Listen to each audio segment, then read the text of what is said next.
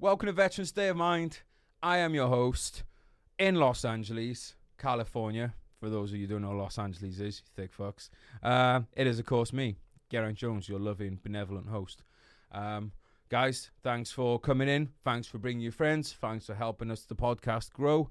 Thanks for just being fucking awesome and making posts and buying t-shirts from vsomstore.com. Plug. Please go buy more fucking t-shirts so I can stay in California. Look, guys, it's fucking been a wild ride. I hope you enjoyed the last episode with the man that is the legend Rudy Reyes.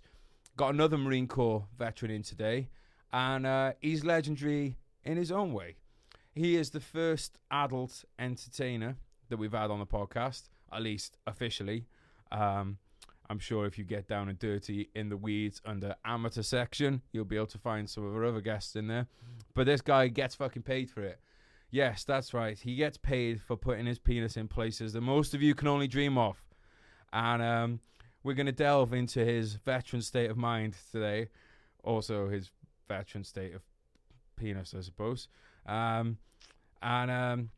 if you're under 18... stop listening now. I know you won't. You'll just be wanking yourselves all the way through this one, won't you? You dirty little bastards. But, yeah. His name is I Will Pounder. I don't think that's what's on his birth certificate, but that is his name, Will Pounder. The porn industry is nothing except being a hotbed for the greatest puns. And this guy we met, we put together through our friend Daniel Sharp at Pop Smoke Media. So shout out to you, Daniel. And we got together recently in Vegas. Not like that, not in a professional capacity. We got together as friends. We had a good little chat there, and I've been really looking forward to doing a podcast with him. He lives in LA, but we'll let him do the talking. And then you lot can all go and hit your fucking searches. So, catch you soon, guys. Just help a man up to his feet or hold a newborn, but no matter what I do, my hands remembering my rifle, yeah. Life's hard, I know that, still wouldn't change shit. I wouldn't go back, yeah, I wouldn't go back. Feelings I hold back, memories fade, yeah, they go fast, yeah, they go fast. Good times that come and go, survive the highs and lows. Just take it step by step, I guess, yeah, I suppose. Good times that come and go, survive the highs and lows. Will, welcome to the podcast, mate. Hey, what's happening, man? How you doing? I'm fucking good, man. I've been looking forward to this one since Dan. Shout out our brother Dan, your Marine Corps brother Dan, over at Pop Smoke. How'd you and Dan know each other? Was it just through the social media and stuff? We met through a mutual friend a long time ago. I don't really keep up with who's who on anywhere. Yeah. I'm kind of lost in my own world, so. Well, I'm disappointed that Dan has any other friends than me, honestly, so I'm going to have to find out who this mutual friend is and kill them. But no, mate, we've been wanting to do this for a while. We caught up in Vegas briefly. You were there for, we were there for the SHOT Show. Mm-hmm. Shout out the Bobbies guys and Scott and those guys for setting that up, because that's where came in. I was signing books by the door. I had more fun doing that at SHOT Show than I did at AVN. Okay, well, first of all of our listeners, none of them watch pornography and rope, so none of them are going to know what AVN means. So gotcha. Let's fill them in on AVN. So AVN is adult video entertainment, or whatever the acronym is for it. It's porn. Yeah, it's a bunch of naked people doing naked things. And it's the awards is at Vegas on the back end of SHOT Show, which seems like a big coincidence.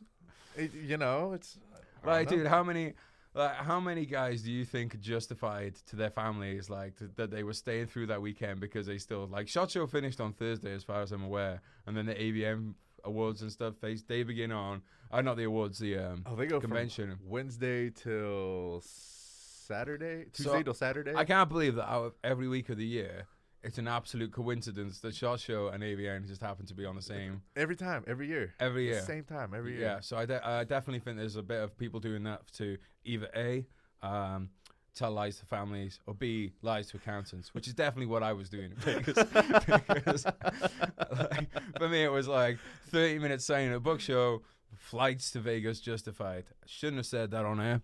I don't think my accountant listens to this. I don't think anybody who knows me listens to this. Well, mate, okay, right. Well, we've had briefly chatted about this, and I want to get into some of the stuff we were talking about Vegas as well, because we're talking some deep shit in Vegas about the universe and all that entails. So we're talking physics, metaphysics. Yeah, exactly. I want to get into some of that. Bioelectricity. We're talking So, brain. so people listening, if you think you're just going to hear about boobies today, then you're disappointed. But we will cover boobies too, as we do on every episode. But man, like just fill people in on your background, where you came from, just a little bit about growing up, because one of the things that people, and we'll go into this in more detail, but I want people to understand, like, it seems to me you've had a pretty, like, in a lot of ways, quite a normal upbringing in many ways, you know, like, but you know, I've only heard the last kind of 6, 7, or 8 years, so like, let's hear the childhood. I was a very interesting upbringing. I grew up Mormon, and right. So you don't really think that, like, I grew up thinking that's normal, like that's how life was. And I'm very intellectual. I like to know how things work, and I started asking questions, and I couldn't get answers. It was like, well, faith. I was like, well. So what kind of age are you when you're asking these questions? So I was 8. Oh, okay. Like 8, so 9. Really yeah, I was really. I was above the curve when it came to learning things, and I started asking questions, and I was like, okay. So I kept trying to do that, and then things didn't make sense. Like, you got the paradox. You know, if God is all good, all knowing, all powerful, then that in itself is its own paradox. And it doesn't make sense. Like, my brain kind of sees things as computers, and I was really into physics. Right. So as a kid, like, I always liked to build things. I would see them in my head, and I'd build them. Like, I built the electromagnetic engine because I saw it in my head, and I was like, oh, I wonder if this would work.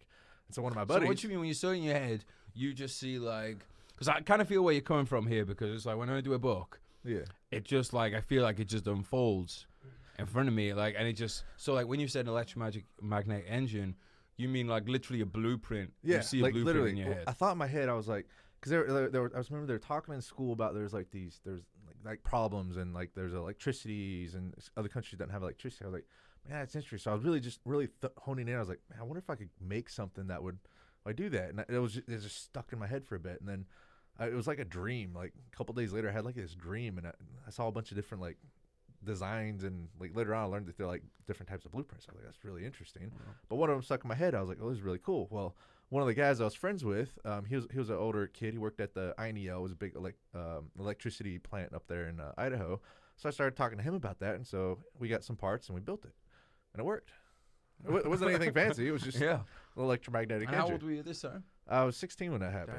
Damn. Okay, so let's go back to, like, being 8 then and questioning, because this is something, like, I think about a lot as well, is the question of faith, because some of my very intelligent friends are have very strong faith, and you talk about paradox. I always think, like, that's really hard for me to kind of reconcile those two things, because it's like, once you start asking questions, for me, the whole thing doesn't seem to hold water very, very quickly. So, like, what's it like being in a Mormon household as a kid? You know, because the depiction we get from, from Family Guy, from like Family Guy and South Park, So it wasn't that. It was there was no polygamy. My whole Mormon upbringing, it was very family focused. Like, it was doing family exercises, and then you get, like, your ward, and you got your people would come over. Like, strange, like, people from the ward would come over on your house. For a ward? From the ward, or like the church, they come over. Okay, so and, the ward is like the local church, yeah. Right. So they do that, and, like, it was pretty young, so I was like, all right, this is kind of cool. And then as I started getting older, I started realizing that the same people that are up there pledging their faith were the same people that were at the parties getting blitzed every night. I was like, all right, 1 and 1 isn't equaling 2. So I was like, well, which is it? So I started asking questions, and then sometimes you just gotta have faith. I was like, well, I can have faith in something, but I need a foundation that, like, have faith on, and I like to know how things work. And I actually I went backwards, and I studied human origins, because I was like, man, what was this? I ended up in a research facility for metaphysics, studying the theta brainwave, and like my brain scans, they look like I'm on LSD when I do that. So it was really, really interesting. They discovered lots of things. Like, when you do theta work on somebody else, the second you start to do that on someone else, their brain then turns into a theta state. Where any rest of the time it's resting in I think it's like your alpha and whatever beta gamma wave or brain waves. Okay. But when you go into a theta state and you do theta practice with somebody else, and even if they don't know how to do it, it automatically their brain flips on the brain scans. So what is a theta state then? Talk us through that. So theta is the brainwave that becomes awake in REM sleep. Okay. So the understanding of what it was is that if your theta brainwave is, if you could control it in your conscious state, what could you do to the body? Mm-hmm. You know, that was the gist of the research, and we discovered lots of different things. They talked about like chakras and all that kind of stuff, and then bioelectricity, and some of it it's like makes sense. Some of it's like I think it's a little bit far out there. I try to like take more of a pragmatic approach to things, not so much spiritual, more scientific. But it's funny, the more that you go into scientific, the spiritual side comes into it. So after we were discovering that, and I could go on for that about hours. Oh, we'll come back to this. So we'll come back. When we're talking about religion later on, I was wondering like, well, why is my brain different than other people? And then I started looking. Then I wondered about like human origins and stuff, where that came from. Because like, I feel like in the ancient times, they're so concerned about the genetic line. Like the emperors, they're like, it's all about the genetic code, like the genetic line. I was like, okay, that's very interesting. So I went back and I read the Sumerian tablets, and that was when things got really interesting. You know, because like in school, they'll teach you about ancient Sumeria.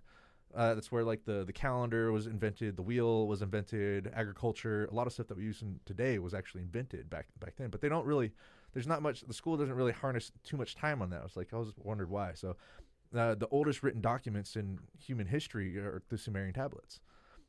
If you never read them, I highly recommend reading them. It's very eye-opening. You can actually, if you've read like any church, any Bibles, or whatever your denomination, whatever your thing is, you can actually pull the stories of where those came from the Sumerian tablets. Yeah. It's very interesting.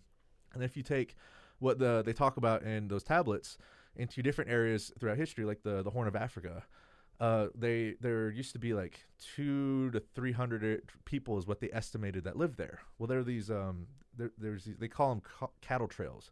But they were like different designs, and there were mounds. There was no entrance or exit. There was just these mounds, and they thought there was only a couple hundred of them. Well, then they started taking aerial views, and there was like a couple thousand. There was like 10,000. There was 100,000. And then they estimated it to be over 1 million. So if there's 1 million of those, having 200 to 300 people in that, it doesn't really make sense. That's a lot of fucking it's graft not making sense to be putting into trying to build those things. Yeah. But then there's some interesting coincidences, like the lost technology of sound. If you were to take sound on a sound plate and play frequencies through it, some of those designs that the sand makes from the sound match up perfectly to the ones that were found all over the Horn of Africa. In Africa, it's really interesting. And then later on, like they found there's these silica tools. They call them tools. They're like donuts, and one was like these ice cream cone shaping tools. And supposedly those were what they used. Like I've never seen it done in my personal life, but that's what they were used for. Well, it's based off of this type of silica, and it resonates at a really high decibel. I was like, that's pretty interesting. So there was this engineer who made a sound amplifier out of a donut. And what he discovered is that it creates a sound vortex, and it turns out it can generate electricity through sound. So like everything's kind of connected. Well, I gotta say, like, I feel like I'm struggling to keep. I consider myself reasonably intelligent, and I'm fucking. Sorry, I didn't mean to lose you. No, it's great, dude. It's great. It's fucking. It's so fucking interesting, dude.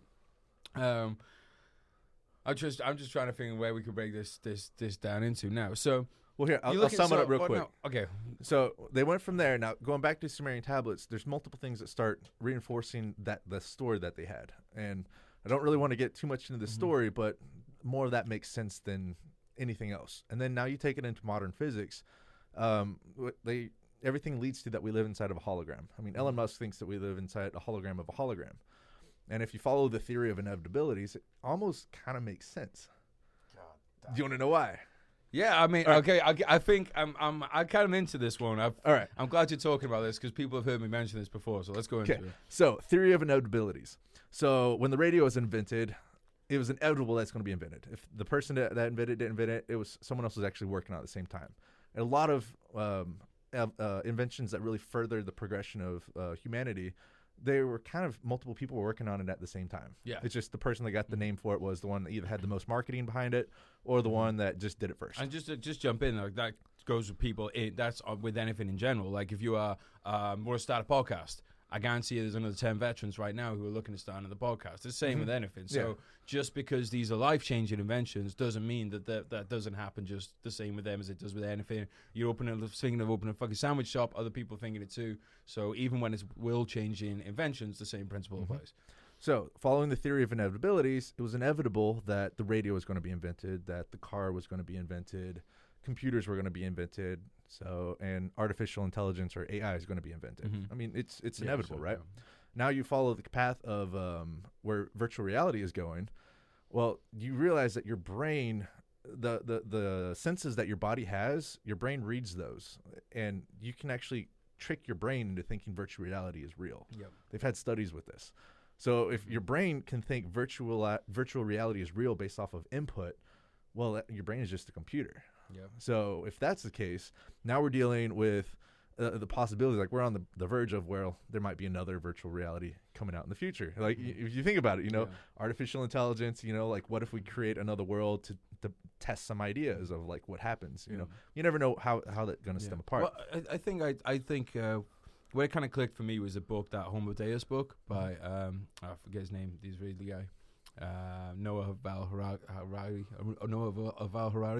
and it was basically along the lines of this. It's like if you like accept the fact that you think one day virtual reality will become indistinguishable from reality, which I think most people do, then the chances that this right now is the actual reality is infinitely kind of like it's in the billions to one, So that kind of makes it's like if you accept it, like, look, bro, fucking, you're probably about the same age as me. I remember playing fucking Sonic the Hedgehog. That shit did not look real. You fucking go and watch you go and watch a movie now, or you watch a movie now, or you tune into like, when H.G. Wells put out War of the Worlds and they read it for the first time, people shit their pants because they thought it was real. Now, if people didn't know any better, if you took like someone that's been in a fucking cave and showed them a movie that they might think it's real. So I just can't believe that virtual reality is not going to be to the point where it's totally real. Well, I'll tell you what, I make a lot of virtual reality porn. Like I shoot between. Now we're onto the stuff people are interested in. I shoot about. They're like, right, they're like, fuck all the science shit. Let's go right to the point. So I shoot about 10 to 15 virtual reality scenes a month. And I've never had the headset on. And then the director was like, "You've never seen it before?" I was like, "No."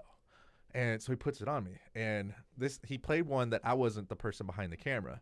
So I look down. It's not my dick, but like my legs are there. I'm sitting in a chair. My hands are to my side. Whoa. So as I look down, there's my legs, and I look to the left. There's my arm. It's not my arm, but it's there.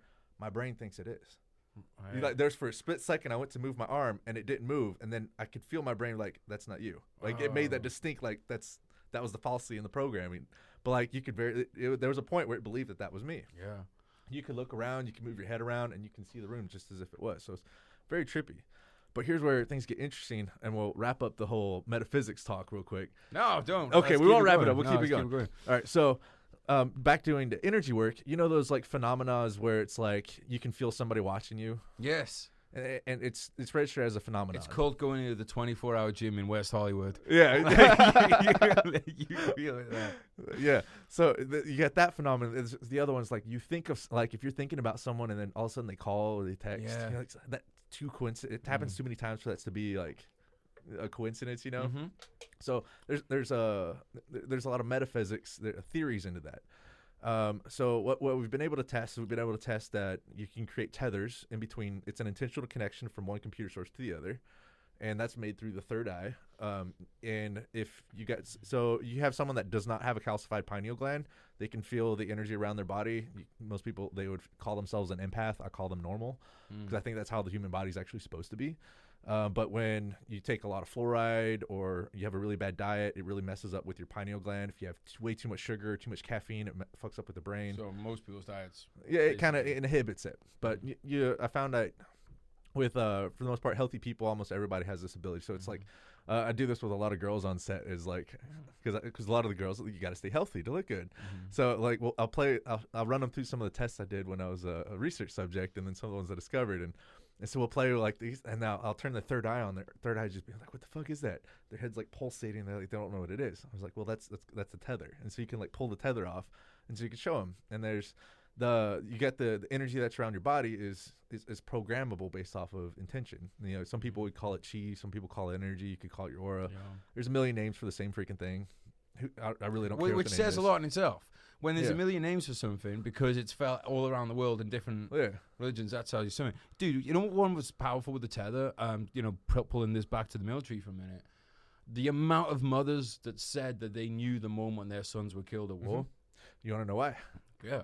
And this is the same reason why psychics can see things, but psychics can only see things from people that they have a cord connected to. So you got cords and you got what are tethers. So officially, there used to be this a pseudoscience called morphic fields, and it originally back in like the 60s. Don't quote me on that. The scientists were involved. They thought everything was going in through genetics. They thought everything was passed down through genetics. So there's this what really set that the roller coaster going in that direction was they had the study with mice, and there's a dim light and a bright light, and the mouse had to go through it, and if it went through the bright light, it would get a soft shock and then resent through the maze. Well, after doing it, it started off like it took them like 300 and something tries to get through it, and then they bred a new generation, and then it took them 270 something.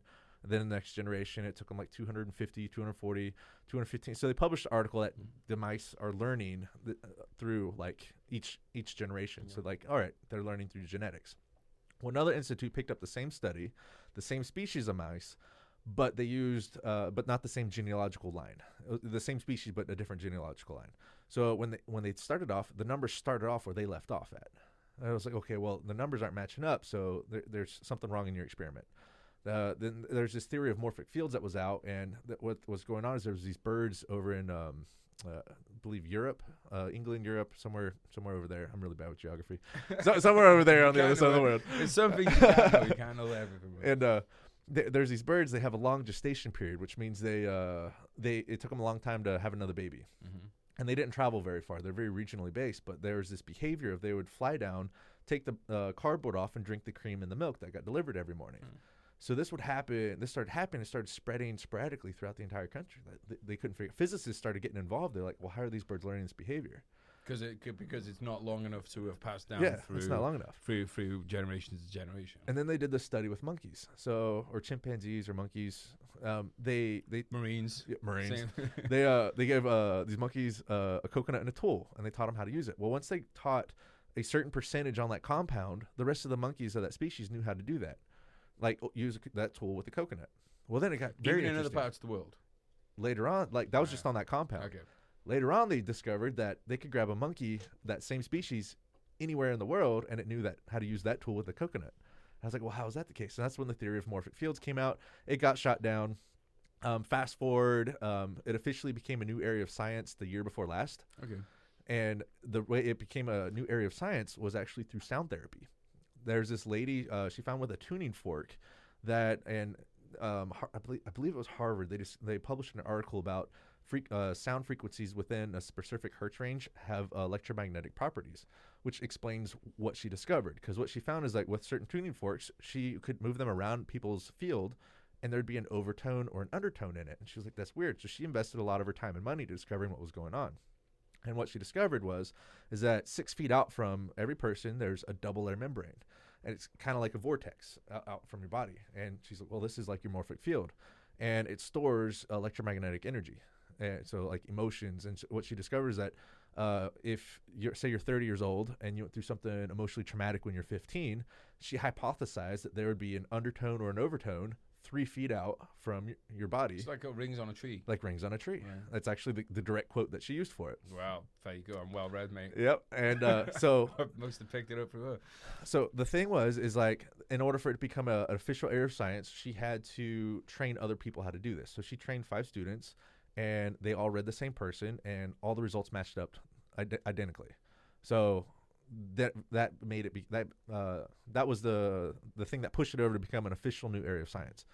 Now, where it got really interesting is a physicist approached her and said, well, why don't you try to read someone that's on the other side of the country? And she said, oh, I can't do that. It's impossible. She said, just try it. So they set up 2 identical rooms. They did the study. Well, those results matched up perfectly. I was like, well, how's that? It was like, well, now let's break it down into this. When I used to teach energy healers how and why it is, what they do, and why it works, and then why it doesn't work.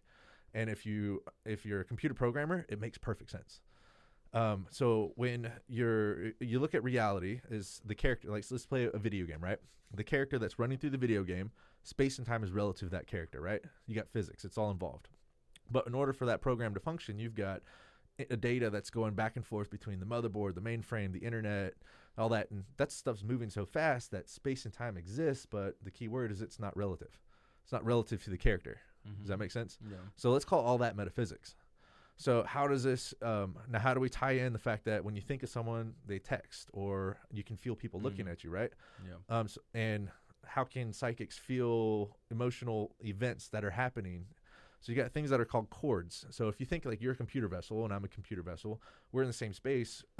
We're actually interacting. Our chords are interacting, like our computers are interacting with each other.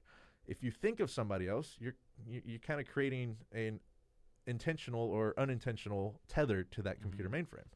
So every psychic I've talked to that's really actually saw something bad that was going to happen and they swear they did it beforehand, they've known the person. There's some sort of connection between there where they could feel that. Same things like when you know that your significant other has like cheated on you or something. Like women will say like, "Oh, I knew the moment that it happened." How did you know? You can feel it in your gut. Well, that's also hypothesized that that's where the soul exists, is actually down in here. Which makes, dude, I've said this before on here.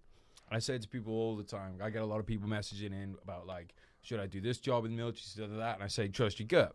And the reason that saying's been around for a long time is it's like, I've been cheated on, and I knew. Instantly I knew. Right when it happened. Right when it happened. And other people have said the same thing. And my mum knew that I was involved when I got blown up in Afghanistan. My mum knew something had happened that day. Like there's these gut things. And I think all these, well, here's where things get interesting. Okay. So you got all these chords that essentially connect you, right? So emotions have a magnetic frequency to them. It can get stuck in the body. It can cause your body to drop in voltage.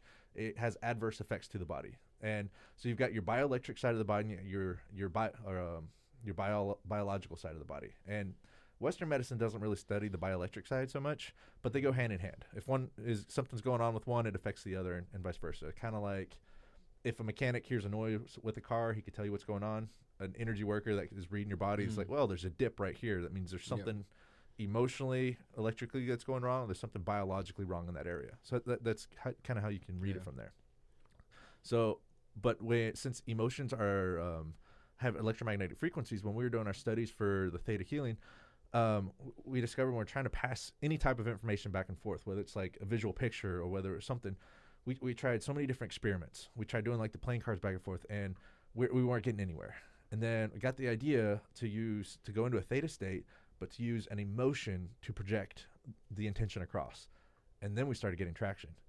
We didn't get people. So people could like you. So you'd sit in a room, you'd think of an emotional state. You'd get into an emotional state, and say it was like playing cards. So you got like a 3 of hearts or like 3 diamonds. You get an emotion state. So it was like 3 of hearts, and you'd think that time like you were very well loved, right? You know, hearts loved correlated together, and then you envision like you're seeing 3 hearts floating across the number 3. Oh, whoa. So you would kind of envision that, and then the other person would be like, you clear your mind. He's like, all right, is this a red or a black card? And then they'd be like, all right, let's say it's a red. Okay, is it hearts or diamonds? It kind of feels more like it's a heart.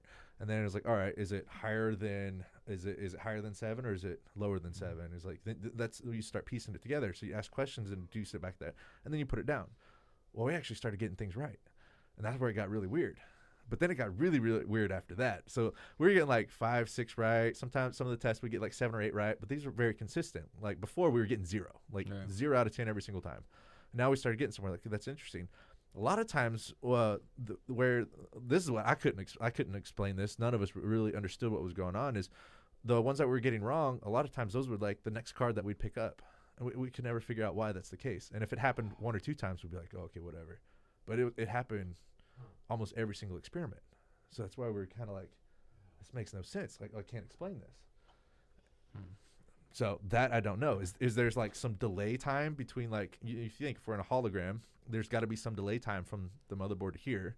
You know, if like our understanding of like time is based off of light, well, light has to travel. Where's the mainframe? Like there's so much in there that we don't know, but it's kind of like there's a missing component to actually answering the question as to why that was the case. And you know what? I'm actually okay with not knowing answers to questions.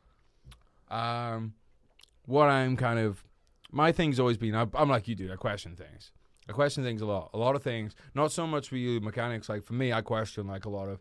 I question a lot of the ways that we live on the society. Like I question more, like like more the kind of humanistic side of things rather than, like I look an engine.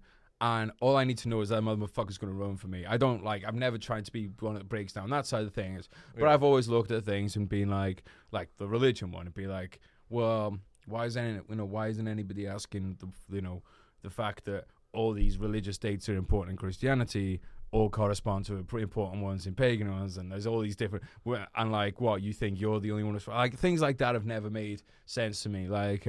You want to work on Wall Street, you got to wear a suit. It's little things like that. It's just don't I tell you, for religion, if you want to start answering those questions, go back into the Sumerian tablets. Mm-hmm. Have an understanding of how physics and metaphysics interact as far as like a virtual reality, and then go read the Sumerian tablets.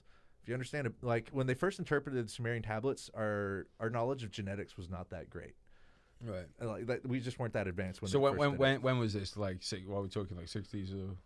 I don't remember the I don't want to quote a date because I don't know the exact date. I just know that our advancements in genetics. Far enough along that we had the rough idea of science, but not to the DNA, breaking down like we do now. And so there's no 22 and me or whatever it was called. Yeah. So just a little recap of what it is. It's about this species that came down to harvest gold from Earth. And they brought a workforce to do the work. Well, there's a big revolt. And this is Sumerian tablets. This is the Sumerian tablets. Okay. So they wiped out the species. Well, they needed to make a new workforce. They started playing around with genetics.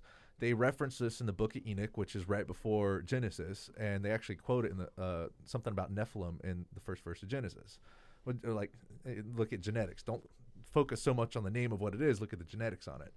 And so they're doing genetic. They're messing around with genetics to create a new species. Then they found that if they use their own DNA with the humanoid-like species, then that's where they got mankind. But mankind was initially created as a mule, according to the Sumerian tablets. Mm-hmm. And so they did that as the workforce, and then they wanted to give them free will. So they broke them up into 12, and they had 12 different test subjects, and they got a woman, 12 different women, men, and they bred them to see if they could actually breed. Each one had their genetics. And then, now you got the 12 people, you got the 12 tribes of Israel. You kind of seeing where things are being pulled from. Okay. How does that tie into, let's say, but I can buy into the idea that somebody comes across and then builds a mule force. I can buy into that. But then would that be part of the virtual reality? This is where people's going to start, heads going to start hurt. So is that just part of is that part of someone else's virtual reality game? Simulation, or do you know what I mean? I know. Well, what part is it?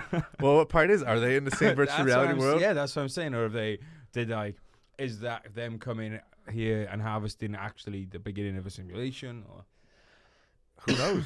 I don't fucking know, bro. I have no idea. There's not enough weed in LA to figure out this. What if it's a simulation? What if it's we don't know what the actual real reality is? Do you think we live in a simulation? Yeah. I mean. Well, all the data points to it. I had this conversation with my brother once, and it was basically we ended up along the lines of, well, if it is a simulation, who cares? Because we're still enjoying our time together, whether that's a simulating time or not. It's like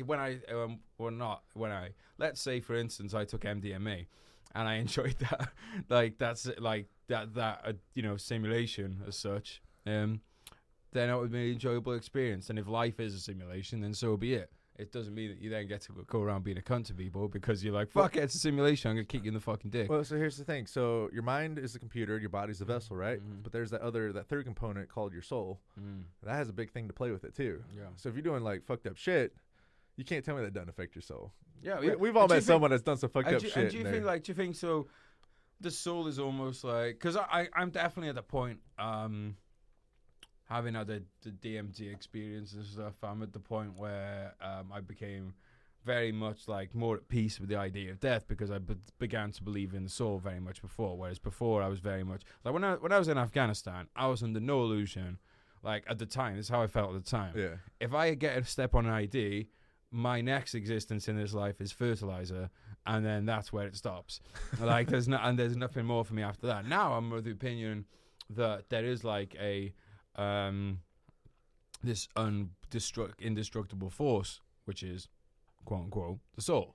It's kind of how I feel now. Now, I don't know. I have no fucking idea about where that goes, how that comes in, anything like that. But it just seems to me to be, it's almost like if we're going to use this thing of the computer, that it's like, that it's my hard drive, basically. And my hard drive is going to go back into something else, somewhere else. So I've got a little bit of experience as when it comes to in terms of doing energy. So some of the stuff that I was working on is recreating new frequencies, like feel a frequency and recreate it. For example, there's this company that has a this chair, this piece of equipment that goes on a chair and you sit on it, and they pump a frequency into your body and it increases your circulation by 33%, and it's helped save. So it's like a compression suit or something. Not a depression. You just sit on it and it pumps their patented frequency in your body. Okay.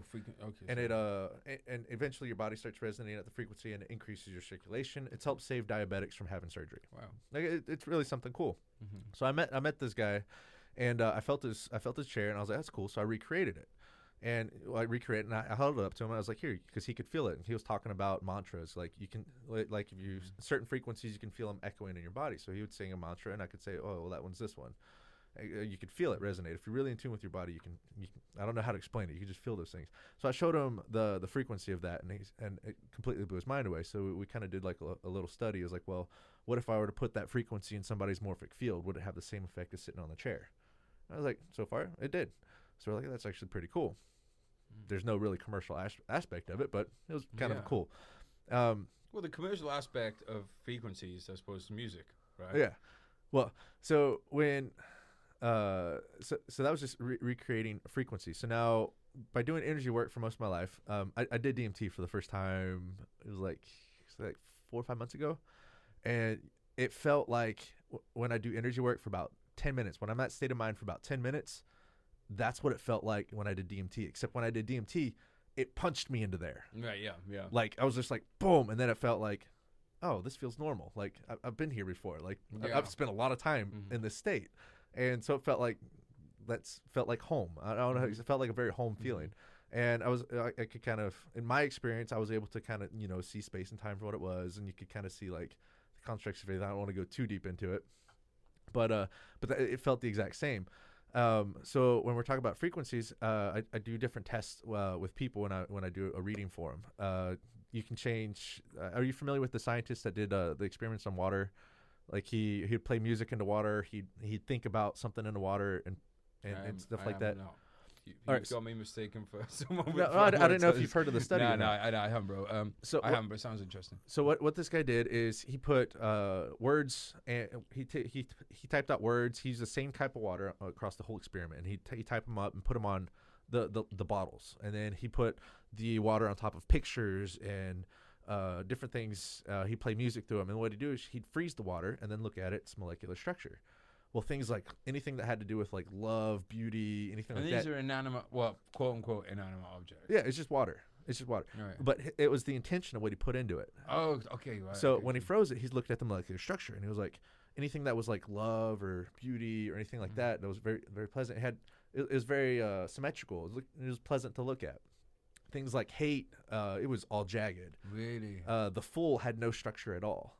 And then the same thing with like music. He'd put music through it, and like you would think like the hard screamo stuff, it was all jittery. Like the Mozart stuff is very symmetrical. It was like, so they hypothesized that you literally create the world around you based off of your perception or your intention.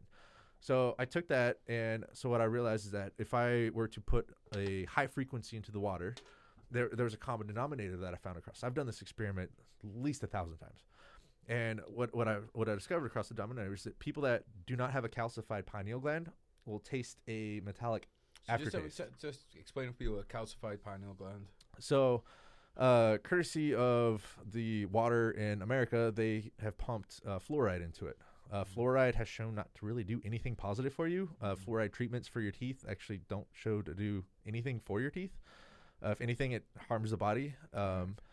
But what they do know is that the second fluoride enters your body is it goes straight to your pineal gland, and then it calcifies your pineal gland. Your pineal gland is in the dead center of your brain, and it's known as the spirit organ. It allows you to interact with the world around you that's not just physical. Right, so conspiracy theory hat on. Conspiracy theory hat of mine says that they put that in deliberately to stop people connecting with each other on this level. Spirit, there you go. You heard it here first. Well, that's been out for a good bit. Nope, that they heard it okay, here they first. heard it here first. They heard it here first. None of these guys knew what a fucking pineal gland was before. Now they heard it here first. But hang on, but that makes sense though. Yeah, Like- this goes clear back into Egyptians know about this stuff. Like, Really? it was huge in the Egyptians. In fact, remember I told you about the lady that discovered the morphic field Mhm. that made a new area of science. She found that she could use the tuning fork and move the electromagnetic energy back into the vessel. However, there were these 2 dots underneath the armpits that she couldn't butt, like it wouldn't move them. And later on she hypothesized that one's your father's information and then your mother's information. It's pretty interesting, right? Yeah. Now go look at some of the hieroglyphics and some of the stuff back in Egypt, and when you see the ones with the chakras, you'll see the 2 little dots underneath the armpits. It's like, That's interesting. is that just a Bro, coincidence? when I did DMT, first thing I saw was Egyptian hieroglyphs spinning, and then so I just saw them. And I'm not interested in Egypt or anything like that. Yeah. It's not my jam. I don't watch Ancient Aliens. I've never watched Ancient Aliens. My friend Brad is obsessed with it, so I've seen parts of it. I've but had I sex like- in the house that they shoot in. So you also shot there. Yeah, we've Yeah. I've had a lot of sex in that house that they shoot in. With Ancient Aliens?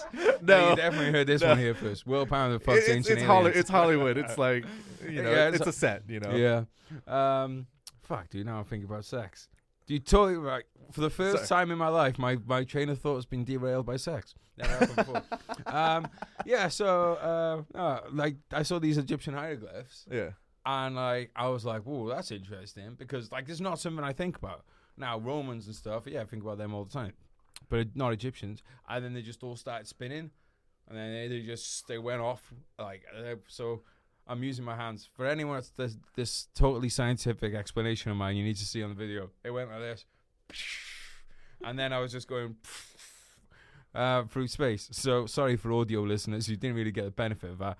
But the salient point being that I saw Egyptian hieroglyphs, and that really stuck with me because I was like, why the fuck would I be? I wasn't even, when I went to the pyramids, I wasn't even that interested.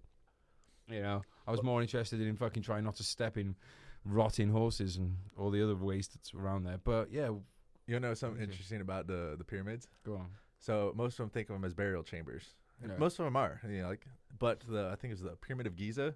It has there's no gold they found in it. There's no paintings on the walls. It's got the structure, right? Well, if you take the physics of that structure, what it was meant for, and you just look at the data, it matches up with the same schematics of how the Tesla Tower was supposed to work.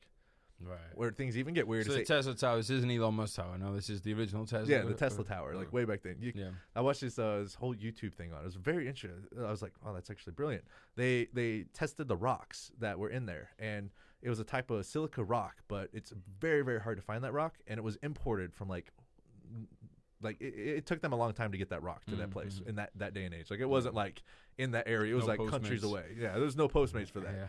Yeah. But it was a plyodynamic. So that basically when there was like an explosion in it, it would turn that into electricity. Right. So it was very interesting. Dude, it's fucking, all I know is this. Anyone that says they know everything, it's fucking full of shit. And that we should have an open mind to this stuff. Because, like, having been someone like now, I used to believe like everything that I read in history books or all that kind of stuff. I used to believe it all. You don't know any better when you're growing up. But then, having been involved in a couple of military disasters myself, and having seen about how they've been written up, I'm like, oh, this is actually not. It's not just like, oh, they're a little off here. I'm like, this is totally inaccurate. So now, like, what pisses me off is when someone goes, oh, well, in this book from 1845, they said this. I'm like, so fucking what? You might have been talking absolute fucking shit. Oh, yeah. So I don't fucking know, dude. Well, he who controls the future writes the past, and he who controls the past writes the future. Yeah, except with it's being ghostwritten by me, in which case I'll just say whatever you pay me to say. But here's the other one as well. This makes sense for me. I'm quite down with the worshipping of cats. I own a few cats myself. Definitely down to worship them. And there is a part of me that thinks, does any other creature on Earth have a better existence than cats? Because they basically could do their own fucking... They don't get stuck on a collar and dragged around for a walk. They get their own... They run the show. And I'm thinking, could these guys be... Are these the masterminds of it all? Right. we can come back to this, but I know people are going to be disappointed if we do not discuss your career, especially now given that they have had an insight into the mind of Will Pounder.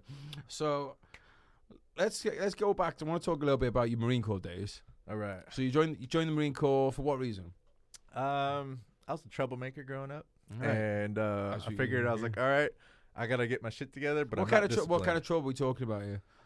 Obviously, you're a bit of a. I could see how you get on the wrong side of, especially like an organization like the Mormon religion, for obviously poking around your questions with, we don't take too kindly to people ask questions around here. So I got kicked out of my house because my parents thought I was bringing girls over. What happened is I brought my girlfriend over because her friend had passed away and we were going to a funeral and we stopped by the house to get some food. Right. Well, my father was passed out on the couch and pretended to be asleep, and I brought a girl home. So I got kicked out. And So hang on. So they're not saying you brought a girl home and fucked in the house. We didn't. I actually never slept with that girlfriend. But they. we never had sex. No. And I bet you forgets that one now. You're a famous swordsman. But going back on it, so they weren't accusing you of fucking a girl in the house just for having literally come into the house with a girl. Yeah, they didn't know what I was doing, so they're like, "You're doing this," and it's against the whole thing. Then once I started dating her, it was like my dad used to yell at me. She wasn't in the church, and so she wasn't Mormon, and so I used to get screamed at every day. I was like, "Well, this ain't cool." It's like, she's a good girl. I'm a good guy. Yeah, she was a good person. Yeah. She didn't smoke, she didn't drink, she didn't party. For my definition of back then in high school, I was like, oh, she's actually put together. Unlike most of the other people I was going to school with that I went to church with, they were drinking, they were smoking, they were partying. And I was like, nah, I don't want a girl like that. My mama raised me good, so I was like, all right, well, I found a good one. She just wasn't in the church, so they lost their damn mind over it. Damn, that's fucked. That's fucking crazy to me, but it's also sad. Stuff like that makes me sad. I know so many people. And this is a crazy thing, right? Right now we're in LA, which is one of it's a more liberal city in the world stuff. I remember having my mind blown when I first came out here. I had friends that were at college together. They're doing their masters, and one of them was a Jew and the other guy wasn't. And they were clearly meant to they were clearly I'm not, and I don't believe that there's just one person for everyone. I do believe that there's multiple people, but these guys would have been good together, and they clearly wanted to be together. And she couldn't bring it up to the parents couldn't get past it. And my kind of thing was, at that point, fuck the parents. Yeah. That's crazy. The parents aren't living your life. I have another friend, a friend out here, and she was telling me that, she's a white girl. She had a black boyfriend, and her dad said to her, there's some families that can do can have interracial relationships, and this isn't one of them. And I was like, fuck. At that point, goodbye, Dad. Yeah. You're clearly a cunt. Never want to see you again. But I get human beings. I get why they can't do it that they can't do it that easily. But when I hear stories like that, it doesn't make me angry. It just makes me sad, because I'm like, fuck. There's so much we probably all know people who are in the closet who can't come out. There's so much misery caused by just a lack of the problem with society. Everybody cares too much about what somebody else is doing and what they think about it. But I tell you what, my job, right? My job is very criticized among people. No, not by me. It ain't not me. by you, but a lot of people are very criticized. They're it's very looked down upon. Yeah. And I was like, oh, okay. But I tell you what, I've worked on both mainstream sets and I've been on a lot of porn sets, and I've met a lot of people from many different industries, like a project manager, as a change management specialist. I used to go into companies and streamline them. I've got a very diverse background. I met a very vast group of people. I tell you, the people in the industry that have their shit together, that aren't like your younger crowd, the people that have actually been around, they're some of the most smartest, business minded. The conversations we have on set are not porn related at all. Mm-hmm. We're talking about economics. We're talking about marketing. We're talking about very rarely we'll talk politics. We try to stay out of it until after the scene. You speak the name Trump, people lose their damn minds. Yeah. So we're not going to that. Unless it's a choking scene. Yeah. So we just avoid the whole thing. But we have a lot of intellectual conversations. Yeah. And whereas every time I've been on a mainstream set, it's always like, oh, this girl's so hot, I want to fuck her. Yeah. So by mainstream, you're talking about your regular acting gigs. Because I got into porn through a TV show. Yeah. Okay. Well, we'll come back to that. But I just want to say one thing on the two. That goes to the same for military. When it's fucking 4:00 in the morning, you stand and watch with somebody, quite often those conversations you're having, you've got a blanket of stars in front of you. The conversations you'll be having will be about like, wow, I wonder how people learn to read the stars. Like, don't get me wrong, you'll also have conversations about fucking. Yeah. But like, people look down on grunts for being grunts. Yeah. And again, like, a lot of them turn out to be, some of the most. I'm not saying it's me. I mean, you might say that, but those aren't my words. Some of the most like intellectual people, and it's like it's like it'll surprise people to hear what because people are going to think at the beginning of this podcast is going to be an hour and a half of talking about different kinds of lube, right? Yeah. But I think that's the things people do look down on other groups. And getting back to the thing with your parents, it's looking down on it. This having these arbitrary like set of rules of this is how we do things, but then not looking at the clear evidence in front, which is the clear evidence is here's a good kid, here's a good girl, they're not doing anything wrong, live and let live. Like I find that so hard to get my head around. That's it. That fucked me up for the longest. My idea of relationships was like I got to keep everything private. Like I can't. There tell you anyone. go. There you go, bro. So it took me forever to get over that. And okay, and let's expand on this for people right now. It's not just, it's debt. You don't tell anybody if you get, oh shit, I've got a credit card problem. I can't tell anybody. I got to deal with myself. It's relationships. It's people's sexuality. It's people like my family want me to go to go business school. I want to be a plumber. And you don't tell anyone for fucking 7 or 8 years, and this resentment builds up inside you, and you start keeping one secret, so you start keeping more secrets, and then it just fucking snowballs. So I got a question about different jobs, right? You doing what you want, right? So I wanted to be a project manager, right? And I did that. I did that for about a year, and I liked it, but then I was over it. Mm-hmm. And then I had some people criticizing me. It was like, well, why don't you just stay and do that? You got a good job. Mm-hmm. You got a good vertical growth. I was like, yeah, but I was waking up every day happy, and then I wasn't. Mm-hmm. And I was like, maybe I was only meant to be a project manager for a year. I learned a lot of things. And then you move on to the next one. I think I'm a big believer in people moving between jobs. Like I love writing. I love writing. I love doing this podcast. I'm not committing to doing either of them, forever. I tell you this though, with my I wake up every day with a smile on my face. Yeah, I bet you fucking do. Yeah, but like it wouldn't. And yeah. that's dude. Okay, you know what? Right. Let me ask you this. One of my best friends. He's really good marketer. Really good marketer. That's his passion is marketing. He wakes up every day with a smile on his face. Yeah. So if you're not happy doing whatever the fuck you're doing, why the fuck are you doing it? Yeah. Who cares what somebody else thinks? Because you're living in virtual reality and you've been programmed to do that. Here's one of the things sometimes I think. This is going to sound really egotistical. I know it does. But again, being honest. Sometimes I think, why is it that, like, because I have a fucking awesome life, dude. Like, I'm sure you agree you have an awesome life too. So I see so many people have terrible fucking lives. Like, fortunately, as far as I know, I've never been in one of those people. I've never been in one of those positions. So I have. Sometimes I feel. I mean, don't get me wrong. I've been through some shit, but I've almost felt like it was like levels in a game, and that you had to like beat the boss kind of thing. So like for me, PTSD was like the boss. Yeah. And once I beat the boss, I felt like it unlocked a whole new level in my fucking life. Same with other things that I've been through, and sometimes I wonder why like. There's some people wake up in the morning, they don't have a smile on their face about going to work.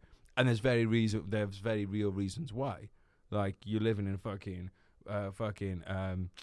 just been watching fucking Narcos Mexico. You're living in one of those situations, and you got 5 kids to feed, and, you're fucking working for the cartel or whatever, and you're worried you're going to get your head chopped off. I can see why you might not have a smile on your face. But when you're waking up and you've got a $40,000, $50,000 a year or pound a year job, and you don't live in a country where people tend to chop people's heads off, and you don't have kids or anything like that tying you down, and you're not happy, then why is it that some people will make a change and some people won't? Well, I think a lot of people are afraid of change. Okay.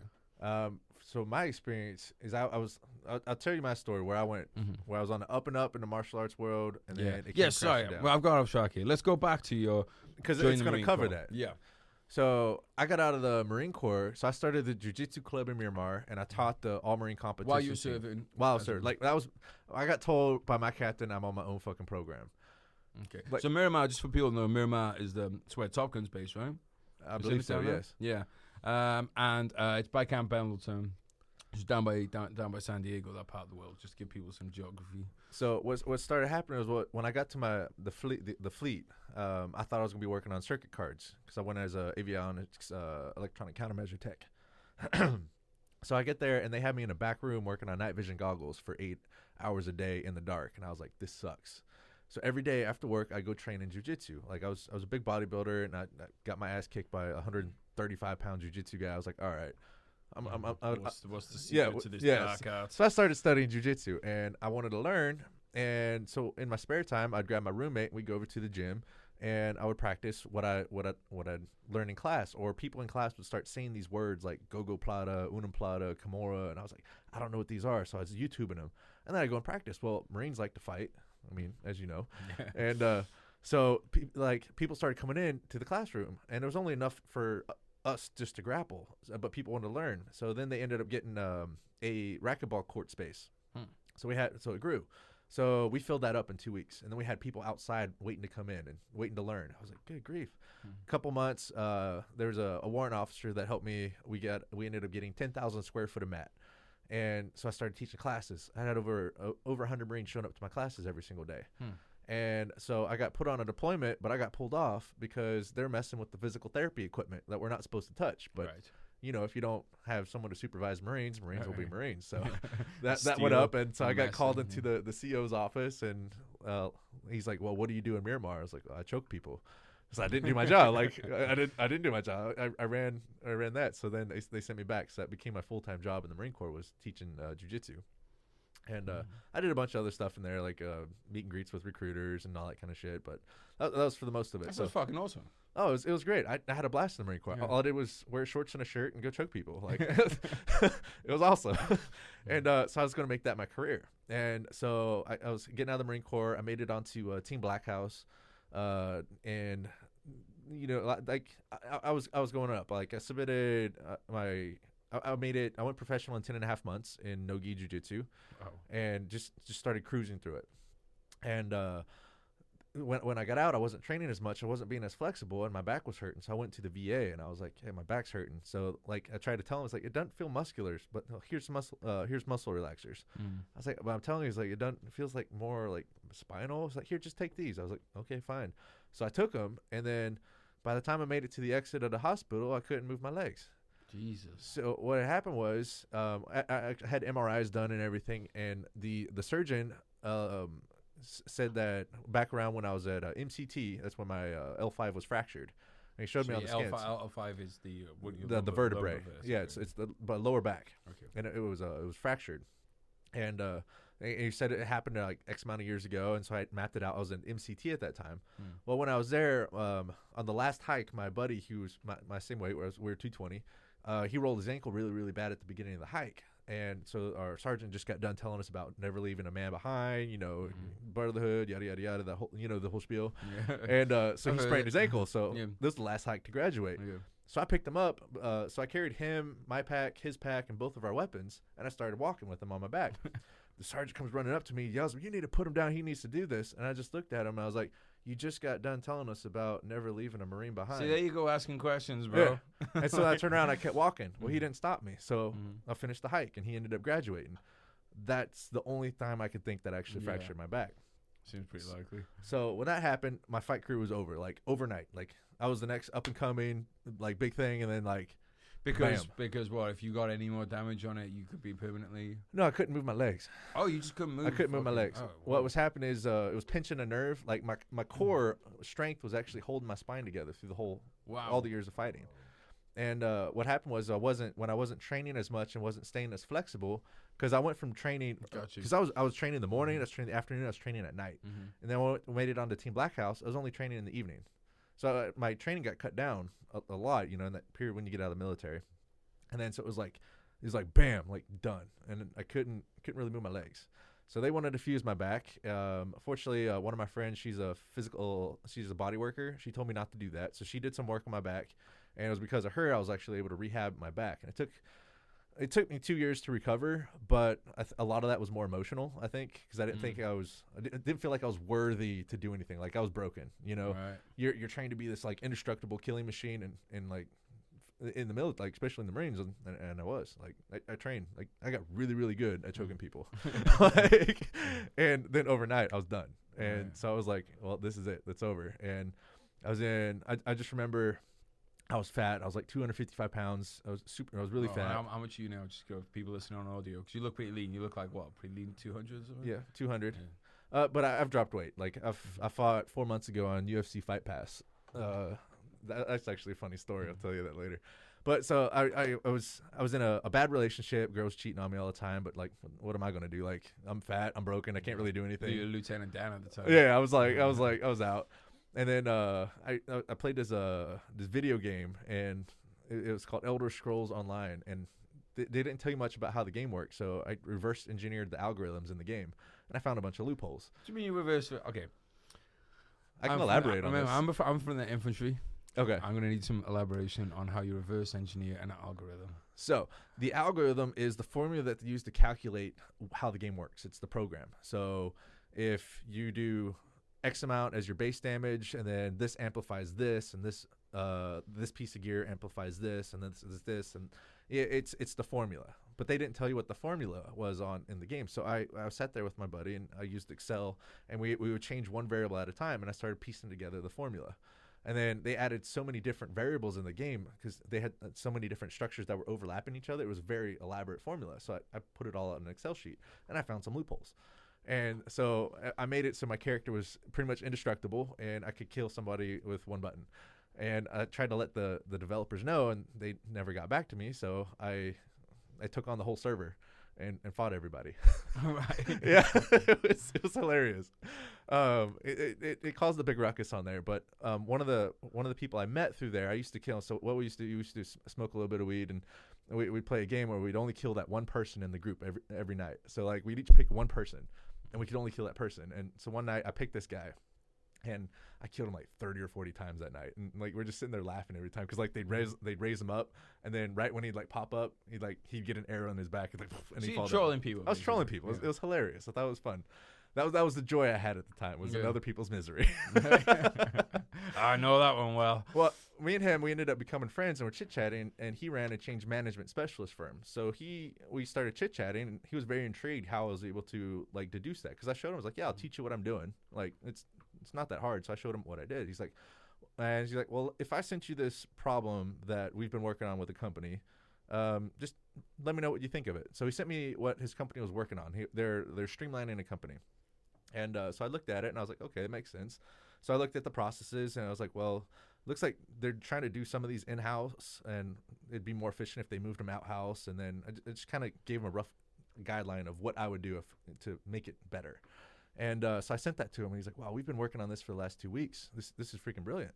And he's like, do you have a job? Are you looking for anything? I was like, no, I wasn't really working. I couldn't barely move. Like I was living off of my like $1,500 or $1,300 or something, whatever, disability dollars. I was living in like really shitty apartment in the middle of fucking Idaho, like just barely trying to make it by, waiting for the fucking VA claim to go through, which to this day has still not gone through. Mate, that is breaking news. We have never heard of a VA claim being delayed. Oh my goodness, yeah, right? And anyhow, so after all that, I did that for a bit, and then I started getting better. I was like, I remember the girl was like, my ex at the time, she was gone. I was sitting in the living room. I was at my house. I was like, I'm not happy. I was like, I used to be like super cheery. I used to fight, and I'd have a smile on my face because I was having fun. I was like, I'm not happy. Fighting is fun. Yeah, it was fun. And so I was like, all right, well, something needs to change. And that's when I made the decision that my happiness had to come from me, and I couldn't put that on somebody else. And that was the defining moment. So I was like, all right, I'm fat, I'm out of shape. I was like, all right, I'm gonna get in shape. So I got back onto my my training diet, like eating really, really clean, really, really healthy, and I started working out. I started off with girl push-ups, and then like, you know, can't call them girl push-ups these days. Oh, can't call it push-ups on the knees. Assisted push-ups. And then I had to do like crunch. I had to build myself back up, like literally from the ground up. And in 3 months, I lost 55 pounds. I got a really cool picture about that. And we'll put it online. Yeah. And so then I started feeling good. And then I was sitting back in my living room again. I was like, I'm still just not happy. And I was like, I'm in shape. Like I feel good. Like my back's good. I mean, I still have pain in it, but it's not overbearing. I was like, okay. Relationship's not happy. Like, she'd been cheating on me a whole lot. I didn't realize there was a lot of stress coming in from there, so we ended up breaking up. And then I was like, and I wasn't happy where I was living at. I was like, in San Diego, it was nice. It was sunny. Everybody was happy. Up where I'm at, in Mormonville, everybody was really kind to your face, but most people were very two-faced, and it was very cold.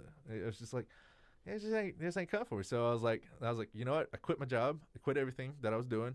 I started applying to jobs. I got a job as a quality assurance inspector. And so I was a quality assurance inspector for UCSD. And then, so I was doing that. But I really want to be a project manager because that was my job. So when I get out to UCSD, they're like, all right. UCSD is the college. Yeah. Right. So I was out there, and I was supposed to inspect buildings. Well, I was like, well, they didn't have a quality assurance program. So I had to make the program. So instead of spending like thousands of dollars on a software program, I wrote the whole thing in Excel. Right. So I was pretty good with Excel, from playing video games. And so I wrote the whole program, and I devised, and they still use it to this day. So I wrote this really, really elaborate thing, and I was so good at my job at doing it that I worked myself out of a job. Right. And but I wanted to be a project manager, so I found other problems that they needed to fix. So I wrote up a report, and I put my resume on it, and I handed it to the assistant director, and I was like, here's some problems that I found with the campus, and then here's my resume for it. So he looked at it and was like, well, they opened up a project management position, and then they gave me the so you made your own job. I made my own job. So nice. I became a project manager. So then I did the same thing. I used Excel, and I reprogrammed everything to do everything with, and I had it correspond with all the directors. So what I did would it would be sent to the dean, the assistant dean, and all the supervisors of all the different campuses. And it was a very elaborate program, but it worked out really well. And I worked myself out of a job. I made it automated. Yeah. It turned out it was like a 60-hour work week, but I could only bill 40, so I tried to make it more efficient. Mm-hmm. And I made it so efficient it only took about 2 to 3 hours to do. Yeah. And I was like, I ended up working myself out of a job. But at the same time, I was like, I wanted to be in a film. People tell me I look like a cross between Ryan Reynolds and Ryan Gosling. Yeah. Like, I get that all the time. Yeah. Like, a lot of my posts was like, why is Ryan Reynolds doing porn? I was like, I get those on some of my comments. Because it's fun. Yeah. And anyhow, so I applied to this film festival. I guess I've seen you as Ryan Reynolds. Oh, shut up, man. You shouldn't have said that. A side note, I had a fan buy me like a $300 Deadpool costume. Oh. Yeah. For Halloween, but I was working, so I didn't actually get to really do much with it. Anyhow, so I wanted to be in a film, so I went to they had this big film festival, so I went and applied for it, and I got put on 2 teams. I played the host of a Sexaholic Anonymous class for political comedy, right. And I did really well. And then I played the action hero on a film, but the thing is, no one knew how to fight. And we only had the space for a limited amount of time, so I told the director, like, can I choreograph the fight scene? And he's like, go for it. So I started choreographing. I was like, man, no one else knows how to fight. So I told her, I was like, all right, we're going to fight for real. And I told her, I was like, don't pull your punches. Don't Hollywood it. Don't, when I hit you, don't pretend like you fly back. If you do, you're going to get hurt. And one of the guys didn't listen to me. So when we were actually fighting and I pretended to hit him, he flew back and ended up hurting himself. So I called cut, and I was like, all right, like I said before, you will know when you're knocked out. I'm not going to hit you. You can hit me. You're not going to hurt me. Don't worry. But don't fake it. And so then we did it, and we shot the whole thing in one take. And then after that, like, they looked at it, I was like, oh my gosh, this is amazing. Yeah. They came out really well. And then, so that snowballed. And you probably breached some SAG-AFTRA. Yeah. We did. I don't know if it was like we were supposed to do it, but we were on a time crunch, and I was like, all right. I didn't know about that. No, it was fucking. And so that started the snowball. And so then I started making more money doing side gigs and acting than I was as a project manager, because I was literally going to work for 40 hours, and then I was working 40 hours on the side, because studios were shooting stuff around my schedule so that I could be there on there to go do it. So I was literally working 80 hours altogether and managing both jobs. Like, don't ask me how the fuck I did. I was losing my mind. But then I told myself, I was like, well, if I can make more money than I make as a project manager just acting, I was like, all right, then I'll do acting full time, just for a year, just to see if I can make it, do something with it. And then I got asked to be on this video audition for this television show, and I was like, okay, well, I'll do it. You know, it was a friend of mine was a casting director for it, and I was like, well, you already know my acting abilities. You got to do it. It's like their protocols. Okay, fine.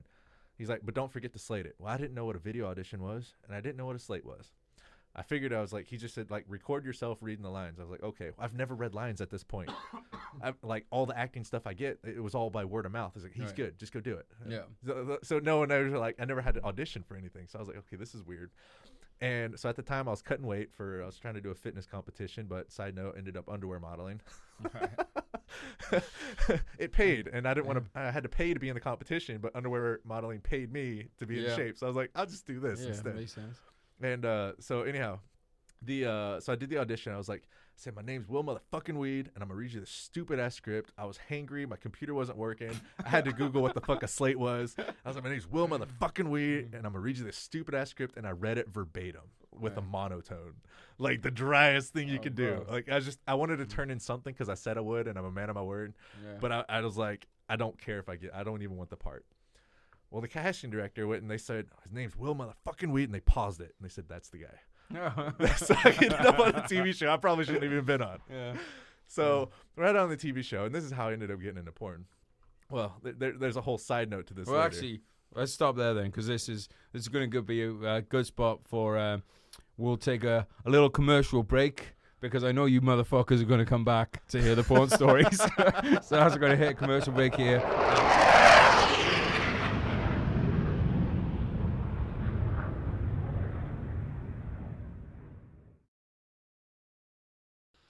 Today's podcast is made possible in part thanks to Frontier Risks Group, home of the world's leading practical training course in security risk management consultancy. Frontier Risks Group is an amalgamation of a number of leading companies in their fields, guided by a team of equal experience and expertise in their respective domains. From security and crisis management, corporate risk, intelligence and analysis, compliance, workplace investigations, trauma response, and training consultancy. If you are a veteran or if you will be transitioning out of the military, then you need to check these guys out, regardless of your rank or background. Some of Frontier Risk's former students now work as security risk managers, advisors, travel risk managers, security analysts for some of the world's biggest organizations, such as Netflix, BBC, CNN, Deloitte, BAE Systems, Apple, and many, many more, including travel expert companies. You can learn more about Frontier Risks Group at frontierrisks.com.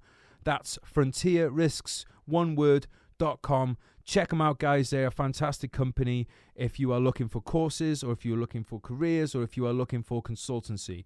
Get over there, check them out, frontierrisks.com. All right, podcast review of the week. 5-star only, obviously. If you give us a 5-star review, no, that sounds like a bit transactional, doesn't it? If you give us a review of any star rating, we will consider you for free stuff. What that is, I have no idea. I got some leftover Thai food in the fridge. That is up for grabs. Today's review of today comes from Prop Life 0726. No. Prop Life 7026. It's been a long day, you cunts. All right. Can say this podcast is a must for anyone, not just military or vets, that wants to be given a small bit of encouragement to accept a challenge. Having left the army in 2014, I have struggled with depression and anxiety after being involved in a road traffic accident after returning days earlier from Afghanistan in 2012. Mate, that fucking sucks. I'm sorry to hear that.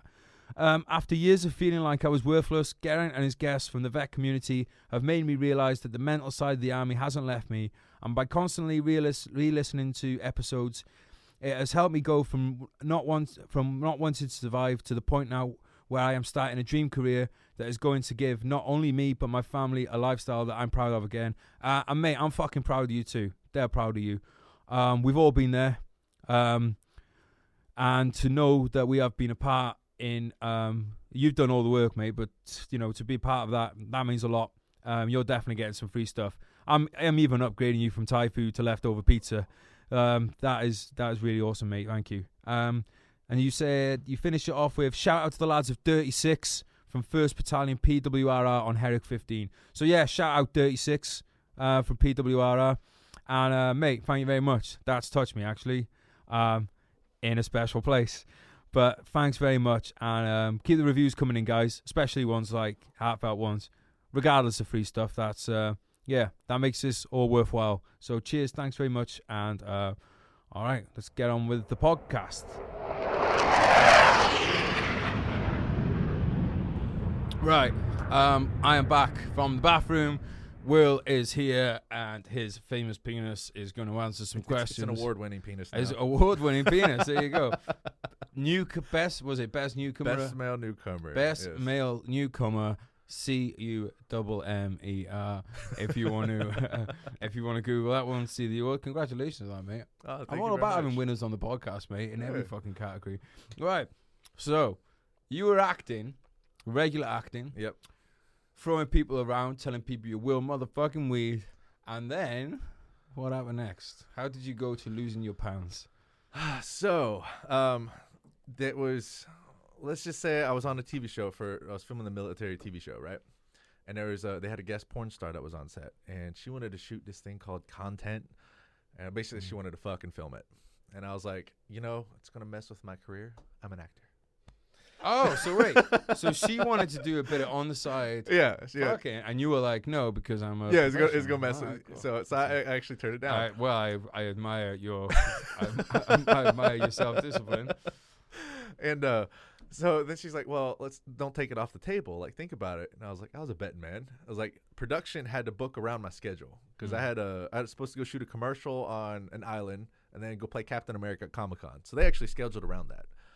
And I told her, I was like, I thought I was being a smart ass. Like, I'll tell you what, those jobs are in like 2 days. If they cancel, I got nothing else to do. Then sure. I shit you not. I walk on the set the next day. My agent called me at 9, like dead on the, like right, 9:00, like 9. And calls me. He's like, hey, I got some bad news. I was like, what? He's like, those jobs canceled. Uh-oh. He didn't put it in those words, but they canceled. I was like, are you serious? And he's like, yeah. I was like, okay. And I took that as, well, I guess the universe wants me to go be a porn star. Yeah. So, well, that's one way of looking at it. So it's worked out. I was kind of halfway on that and kind of halfway thought it was a prank at the same time because during the whole shooting of the TV show, one, never leave me unattended because I started pranking everybody and I was making these little prank videos. And like they did a lot of good for like the show. Like some of them went kind of viral, and I was just having fun. So I thought they might be pranking me back. So I was like, all right, we'll see. Yeah, I get you. So then we go and we shoot, and I shoot my first scene, and they're taking the first take of every acting. Like usually when you're acting something, they don't take the first one. Usually it's the third one is like the golden take. Usually, but they take the first one. I was like, okay, and then we move to the next part. We're going down the page. And this is still on the regular show now. No, this is important. Oh, hang on. Right. Well, we important. need to wind back then. We need to wind back.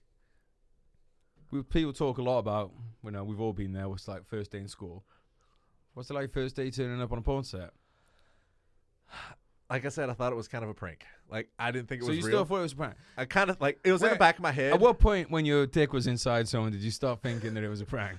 So this what reinforced why I thought it was a prank is they took the first take of every acting. Okay. So what I I'm was saying like, is, okay. but there's still a gap between here, of, like, because that's a pretty hardcore prank to then be allowed to fuck someone as part of that prank. That's why I thought they were going to call it before then. Right. So I didn't care. I was like, oh, okay, we'll see. So that's what I'm saying. Like, so these scenes you're talking about, are these actual fucking scenes or these are are these actually like, fucking scenes. So you right. So this is the lead up to it. Like not many people watch the lead in. Some people do, but there's like you have the acting of how they met. Yeah, well, that's what I'm saying. So, yeah. like, we're talking about this. Yeah. Okay, cool. That makes sense. Because I'm thinking, like, surely once you started fucking her, you realized it wasn't a prank. Yeah, so we're like, well, how we met. And so I was like, oh, okay. So then we get down to it. It's like, well, now it's time to get naked. I was like, well, okay. Right. So I get naked. I was like, I know this game. Like, so I get naked. I was like, all right. And next thing you know, my dick's in her mouth. And I was like, maybe this is real. I was like, so we shot the whole scene.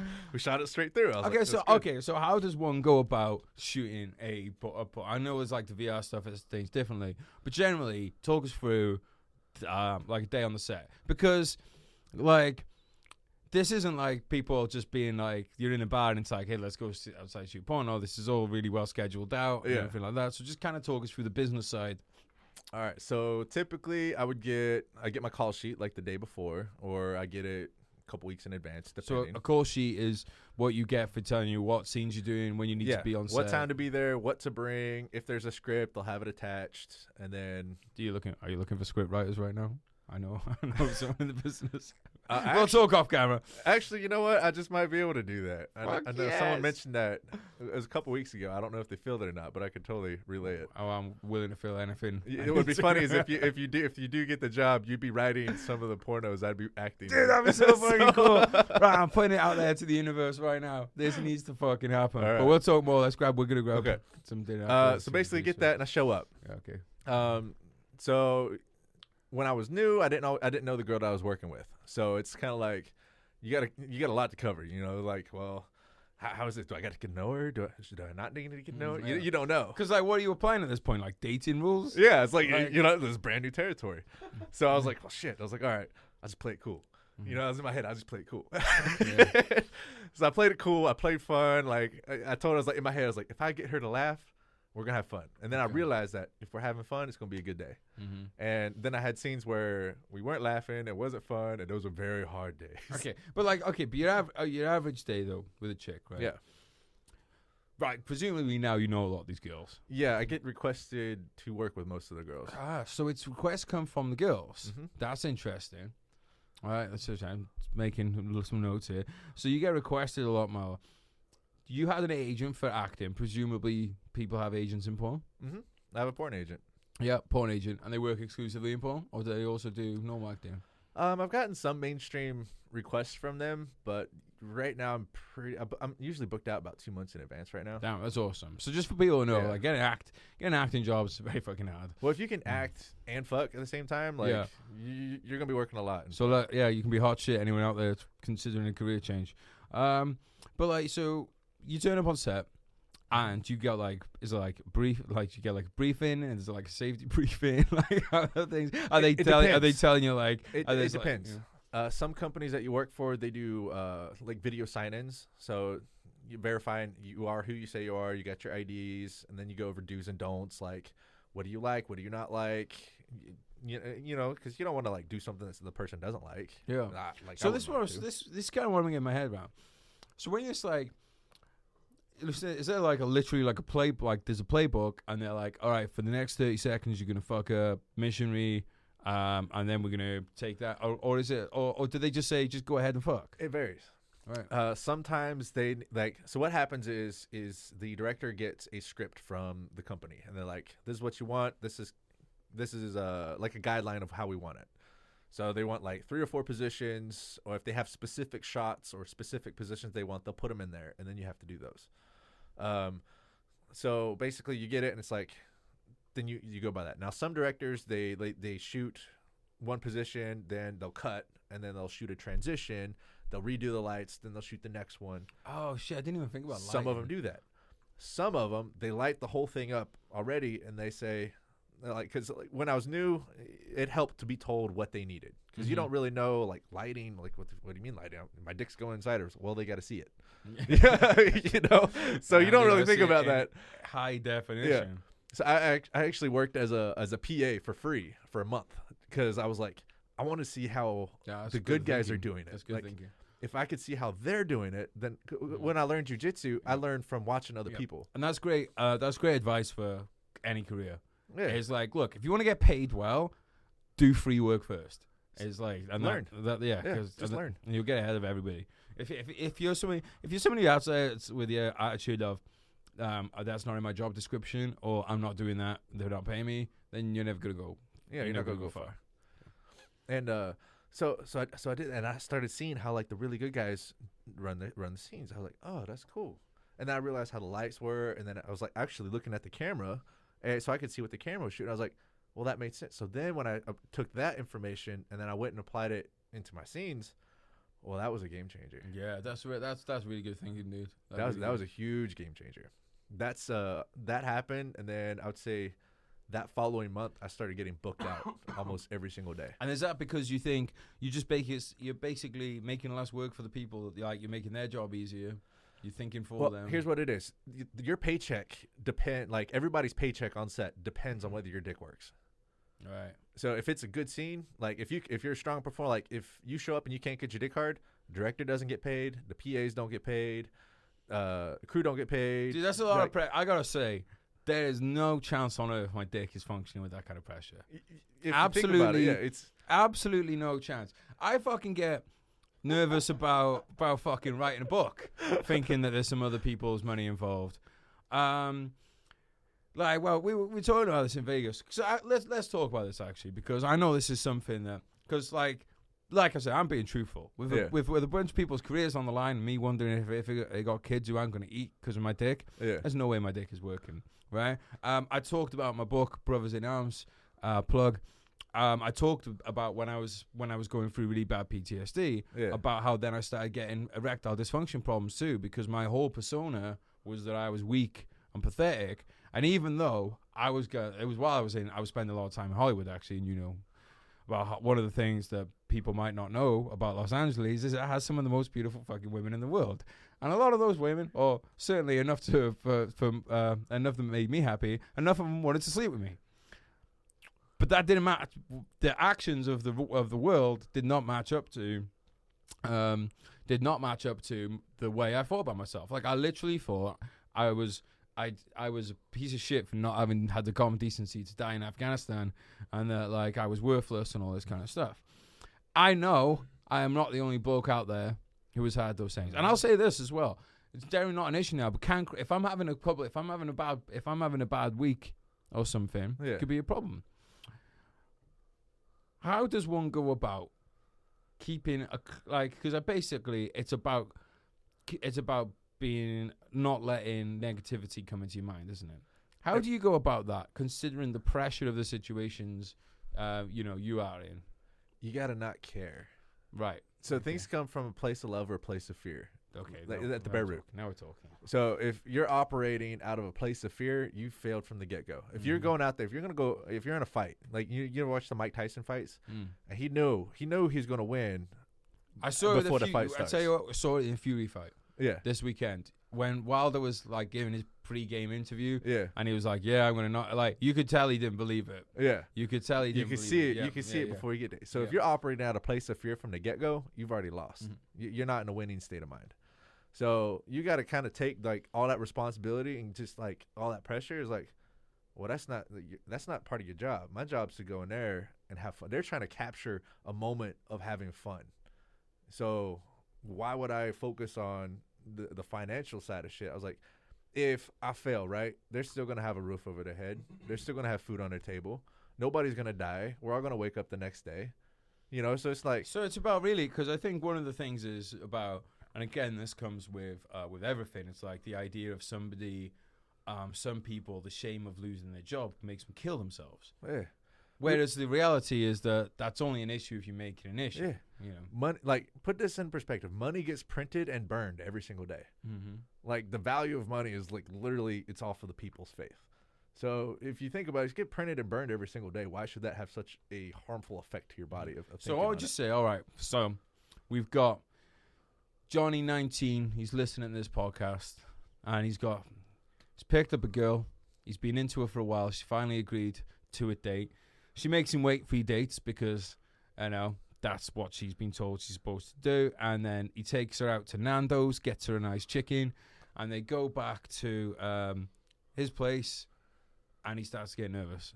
What's your advice to, what did I call him? Johnny 19. Second, your nerves get involved, whether that's stress, anxiety, you can kind of feel it kind of raising up. The second those start going up, I mean, you're gonna fail. You're operating out of a place of fear. All right. So now, when you're young, though, sometimes your hormones can kick in and take it over, but that's not always the case. So we have to basically, this is a problem that needs to be addressed before the moment of sex, right? Do you believe in mantras and that kind of thing? Mantras, yeah. Yeah, mantras.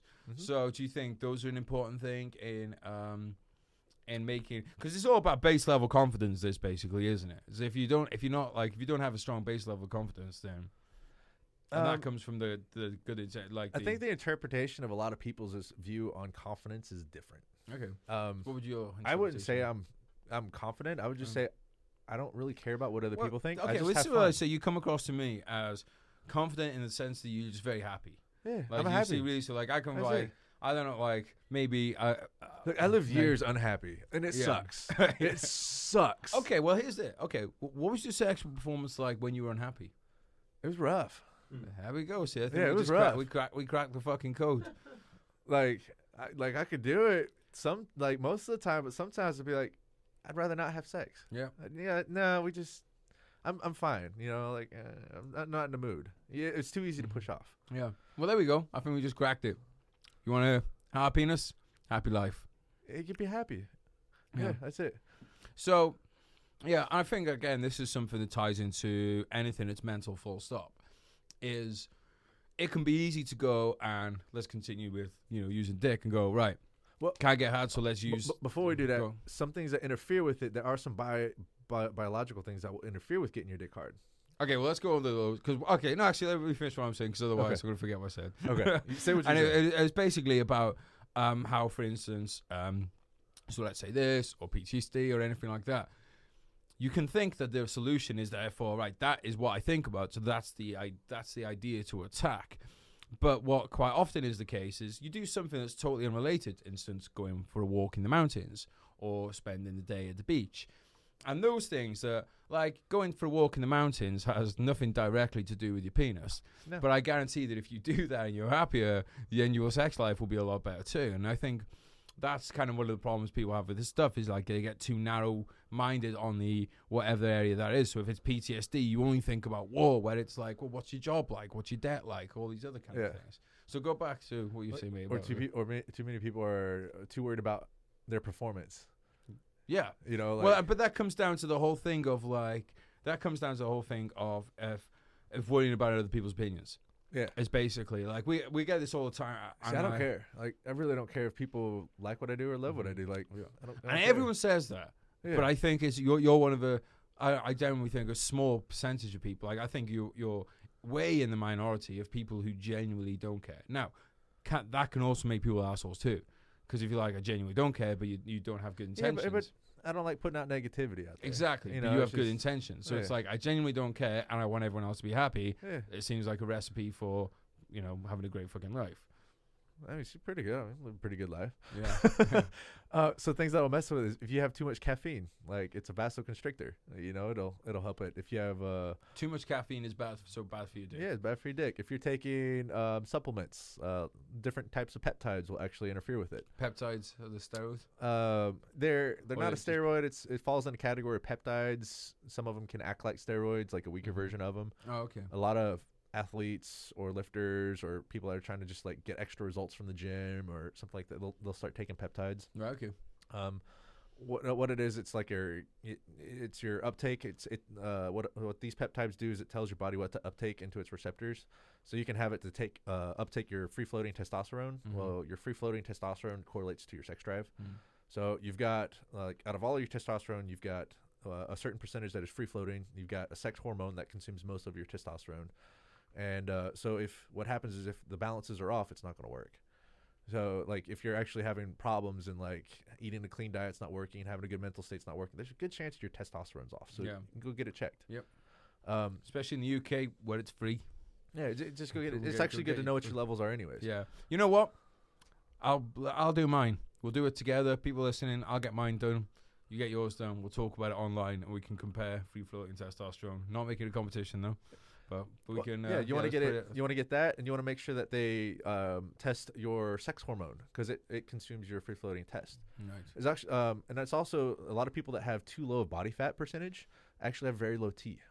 I don't know if you know this, but a lot of people in the UFC they're so used to being lean all the time. Oh yeah, I could see that too. They have low T levels. Same with. I mean, I know with for the female listeners as well. One of the dangers about people getting too low on body fat females is it does the same thing with the estrogen levels, right? So yeah, you got to be careful. Like the fat levels are important, but also if you're fat, overweight, and don't exercise, your T levels are going to be. Here's one when it comes to bonus. I'll tell you this: you get fucking fit, you go to the gym regularly, exercise regularly, and sleep well, you'll get bonus. Oh yeah, well, there's a lot of nutrition and even health wise. There's a lot of diseases that were thought uncurable.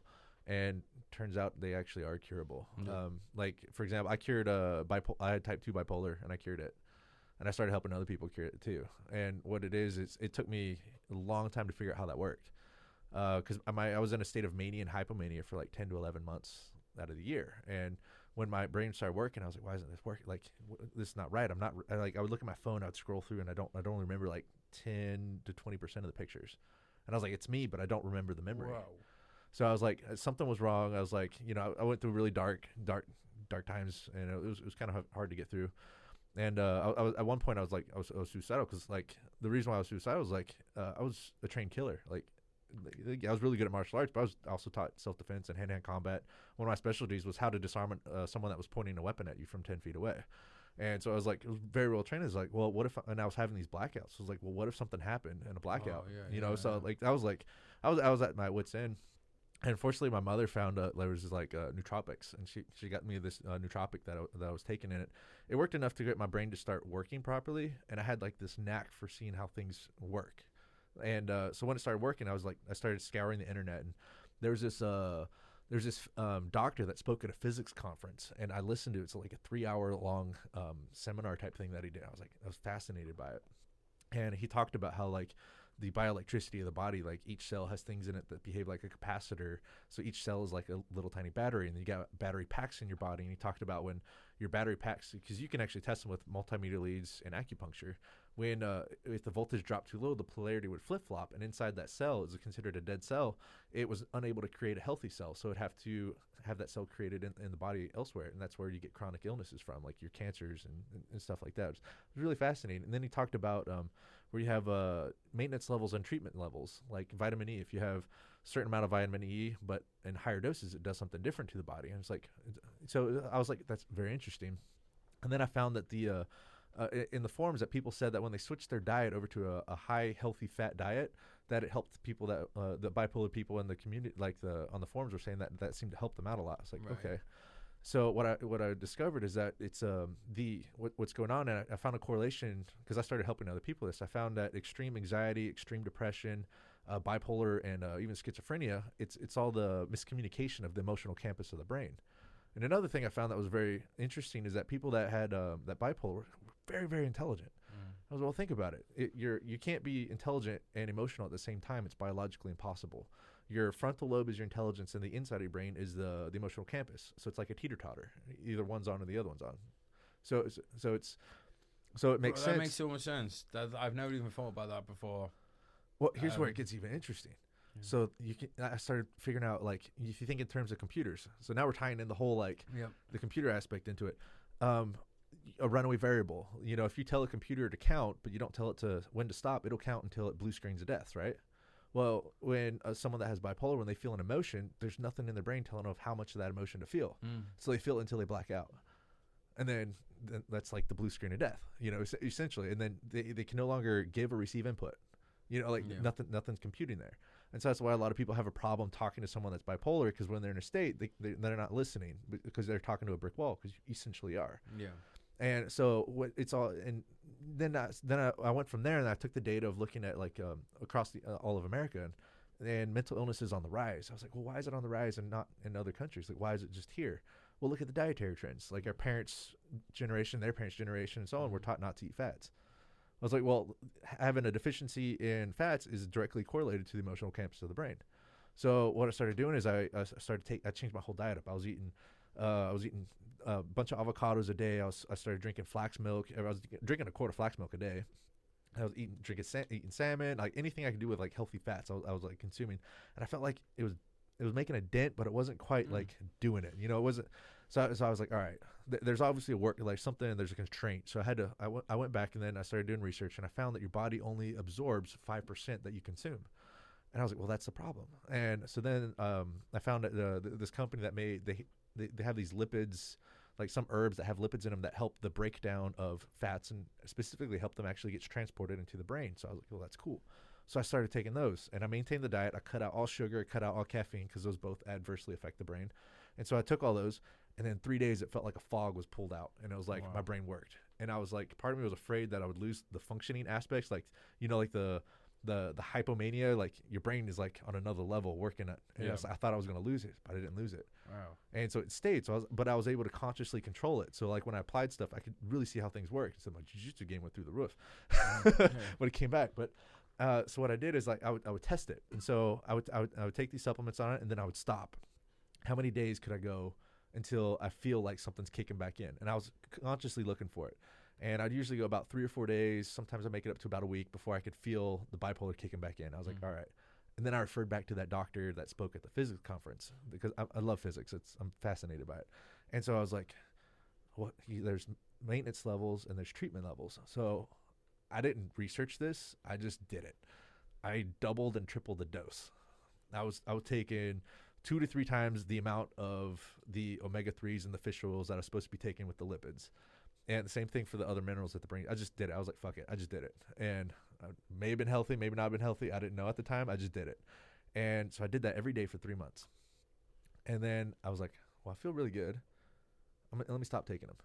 And so when I stopped taking them, it never came back. I never had something come back. I went a month. I went 2 months. I went 3 months. I went 4 months. I went almost a half a year. And then it was like nothing came back. And I was like, I guess I fixed it. Yeah. And so now I take them just as like a couple times a week. Instead of doing it every day, I take them a couple times a week for maintenance. So then I started helping other people doing that. And so there's this cat from the Navy. He was a pilot, and he said he was perfectly fine. He got some shots when he went on to go deployment somewhere, and that sent him into a bipolar episode. And so he got MedSept because of it. And so someone referred him to me, and so we met, and so I got him on it, and he was on a bunch of synthetics from it. And so I said, well, this is what I did. And so I showed him what I did, and I was like, I don't know if you should get on that medicine. Like, I tried talking to a psychiatrist to try and figure things out, and they were just trying to throw meds down me. And I was like, from my understanding, meds is the way it seems to be for almost everything. It just didn't make sense to me. Like, it didn't feel right. And I trusted my gut on that. It didn't feel right. And so I told him, I was like, I gave him the formula, what I followed. And so he did it. 3 days later, he's like, I can feel the drugs they gave me. It's not doing me good. So he quit them. And then he did my regimen. And now his brain works perfectly. It all has to do with the miscommunication of the emotional canvas. Real quick, we got about 10 minutes, so we're going to wrap it up. Yeah, sweet, bro. Awesome. Right, bro. I want to wrap up on this topic, right? Because I've talked a bit before on the podcast about how, like most guys, especially guys that grew up not having the internet and then got it, I have gone hella hardcore on porn in my life, to the point where it was 100% addictive, compulsive, and I think damaging. Where do you kind of sit on how like we got a lot of young guys listening, and I am not going to say to people, do not watch fucking porn. I am an occasional user of it, but I think I've got a can of Monster Energy in front of me right now. Not a sponsor of the podcast. Monster, if you want to sponsor us, hit us up. And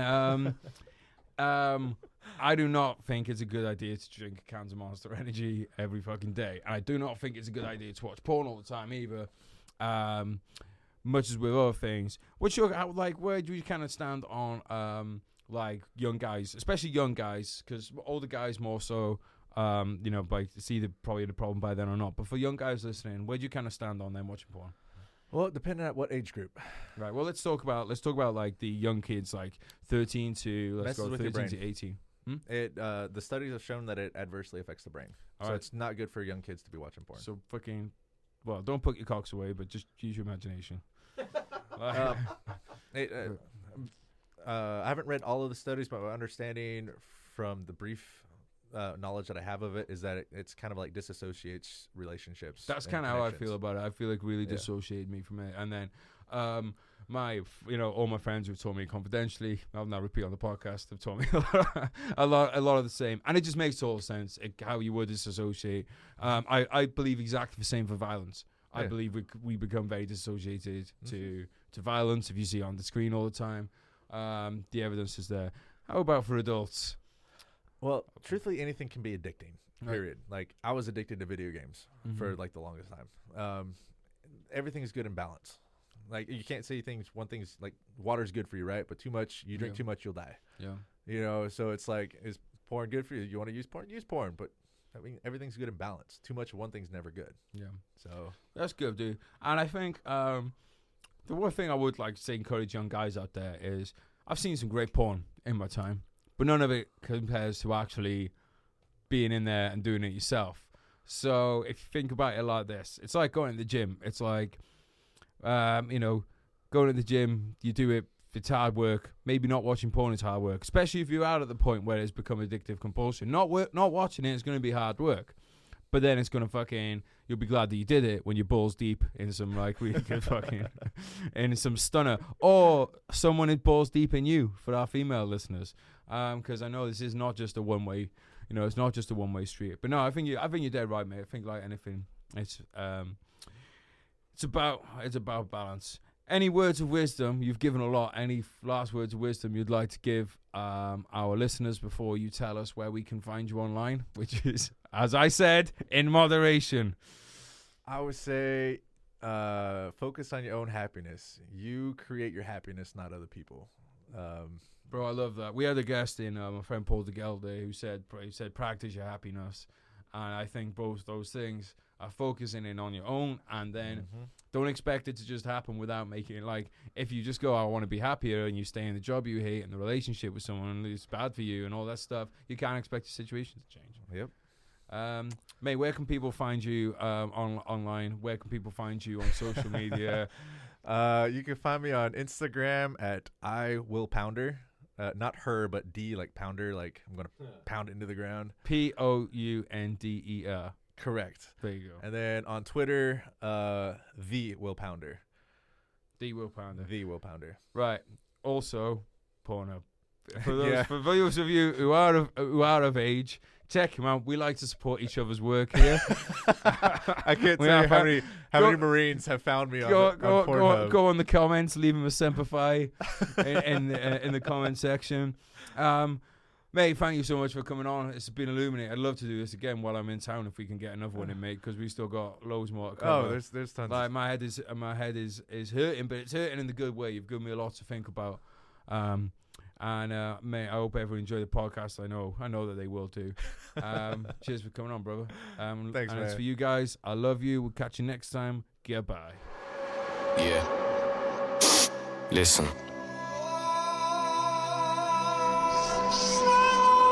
Shout out Teaser. You told me not to worry, and you wouldn't break my heart. You told me you were sorry, yeah, my whole world fell apart. You said it's not my fault, and yeah, I've never done you wrong. I'm grinding to a halt, now I can see you're moving on. I promised I'd get better, and I told you things would change. You keep me to the gutter, yeah, I'll never be the same. I've got to let you go, now live your life and spread your wings. And yeah, you put on quite a show, and pulled the puppet strings. And are you sure that you don't want me? Remember all the pain, or maybe you should thank me. It's your loss and my gain. I'm leaving now forever, I won't hang my head in shame. But yeah, you've taken me for granted, and you should feel ashamed. You sold a dream to all of us, a dream that we'd all die for, a reason for us all to live and something we could fight for. I might just help a man up to his feet or hold a newborn, but no matter what I do, my hands remembering my rifle. Yeah, life's hard, I know that, still wouldn't change shit. I wouldn't go back, yeah, I wouldn't go back. Feelings I hold back, memories fade, yeah, they go fast, yeah, they go fast. Good times to come and go, survive the highs and lows, just take it step by step, I guess, yeah, I suppose. Good times to come and go, survive the highs and lows, just take it step by step, I guess.